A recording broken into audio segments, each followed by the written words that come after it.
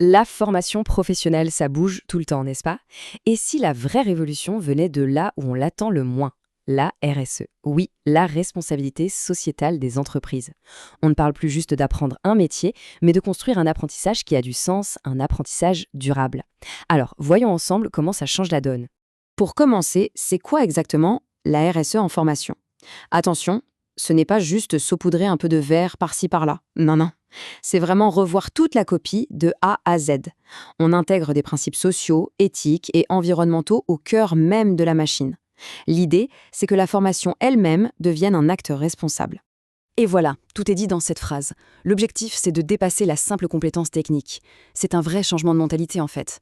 On ne veut plus seulement des experts, on veut des professionnels conscients, qui comprennent l'impact de leurs actions. C'est ça, un apprentissage à la fois responsable et durable. Bon, tout ça, c'est une super idée sur le papier. Mais en pratique, on fait comment? Comment on passe de la théorie à l'action? Eh bien, la réponse est structurée autour de 4 grands piliers. C'est un peu notre plan de bataille pour intégrer la RSE concrètement. Allez, on regarde ça de plus près. Et les voici, nos 4 piliers. C'est notre boussole.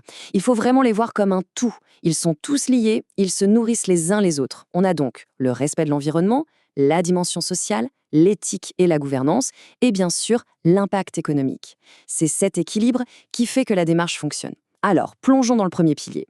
Premier arrêt, l'environnement. Le réflexe immédiat, bien sûr, cette pensée visioconférence et e-learning pour limiter les déplacements. Et c'est une excellente chose. Mais ça ne s'arrête pas là. Pensez aussi à la dématérialisation, fini les tonnes de papier, ou encore aux choix de lieux de formation qui sont eux-mêmes engagés écologiquement. En fait, chaque petit geste compte pour alléger notre empreinte.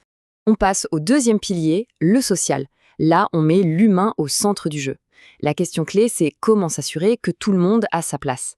L'accessibilité, c'est fondamental, que ce soit pour les personnes en situation de handicap, les barrières de la langue ou les différents niveaux de compétences. L'idée, c'est de créer un espace d'apprentissage où chacun se sent inclus. Troisième pilier, et pas des moindres, l'éthique. Le mot d'ordre ici, c'est la confiance.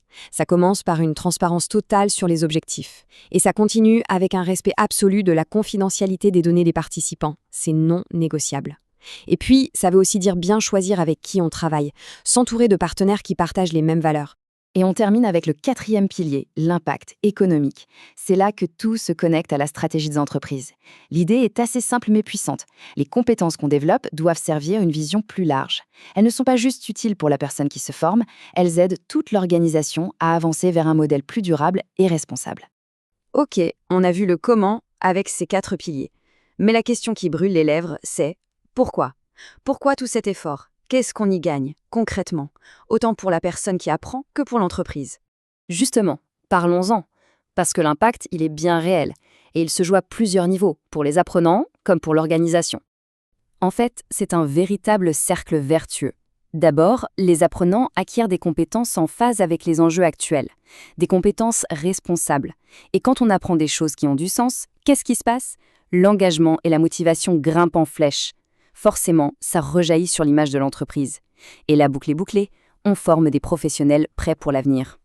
Alors, au final, qu'est-ce qu'il faut vraiment retenir pour imaginer l'apprentissage de demain? Si on devait synthétiser tout ça, voici l'essentiel. Gardons 3 points en tête. 1. La RSE, ce n'est pas une contrainte, ça crée de la valeur. 2. On marie le meilleur des deux mondes, l'efficacité pédagogique et l'engagement durable. Et 3. Le plus important, on ne forme plus seulement des employés, on prépare des professionnels conscients, des citoyens de l'entreprise. En conclusion, ce qu'on voit se dessiner, c'est une transformation profonde.